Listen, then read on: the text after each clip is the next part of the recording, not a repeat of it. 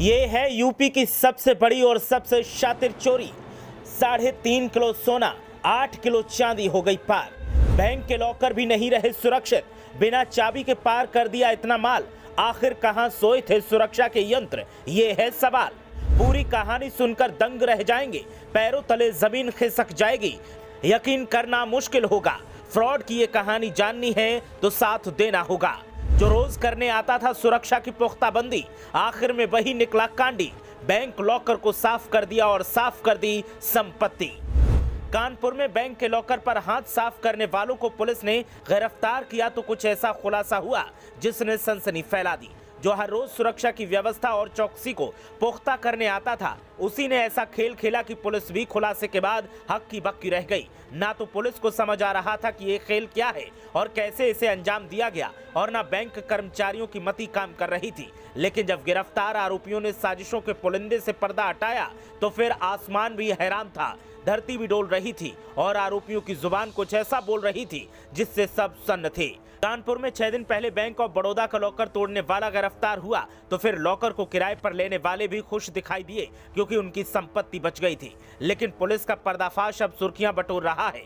दरअसल 6 दिन पहले बैंक ऑफ बड़ौदा के लॉकर से ज्वेलरी चोरी करने का मामला सामने आया था, जिसका पुलिस ने खुलासा कर दिया। पुलिस के मुताबिक लॉकर मेंटेनेंस करने वाले ही लॉकर काटकर ज्वेलरी को उड़ा ले गए थे।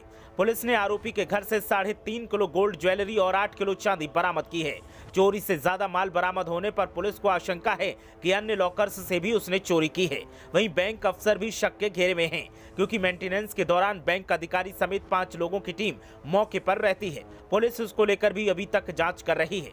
पुलिस कमिश्नर बीपी जोगदंड ने बताया कि 24 मार्च को वसंत बिहार निवासी रमा अवस्थी के बैंक ऑफ बड़ौदा की किदवई नगर ब्रांच से लॉकर काटकर 1.5 करोड़ के जेवरात चोरी हुए थे।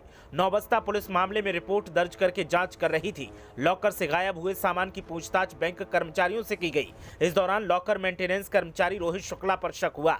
बैंक कर्मचारियों से 18 महीने की सीसीटीवी फुटेज ली गई, जिसकी जांच की गई तो लॉकर रूम में मेंटेनेंस कर्मचारी रोहित शुक्ला के होने की पुष्टि हुई। ऐसे में वो शक के घेरे में आ गया। बैंक अफसरों ने उसकी पहचान गोदरेज कंपनी के लॉकर रिपेयर करने वाले के रूप में की। ये भी पता चला कि मेंटेनेंस कर्मचारी रोहित शुक्ला ने ही कुछ महीने पहले लॉकर रिपेयर किया था। रोहित शुक्ला जीटी रोड, अनवरगंज, रायपुरवा थाना क्षेत्र का रहने वाला है। पुलिस ने दोपहर 12:30 बजे यशोदा नगर से उसे हिरासत में लिया। सख्ती से पूछताछ की गई तो वो अपने बयानों में ही फंसता चला गया। आरोपी की निशानदेही पर उसके घर की तलाशी ली गई, जिसमें लॉकर से 3.5 किलो सोना और 8 किलो चांदी के जेवरात बरामद हुए। इसके बाद पुलिस ने रोहित को अरेस्ट कर लिया। रोहित शुक्ला ने पुलिस को बताया कि मैं गोदरेज कंपनी की ओर से बैंक लॉकर ठीक करने का काम करता हूं। बैंक ऑफ बड़ौदा के लॉकर से मैंने सामान चोरी किया है।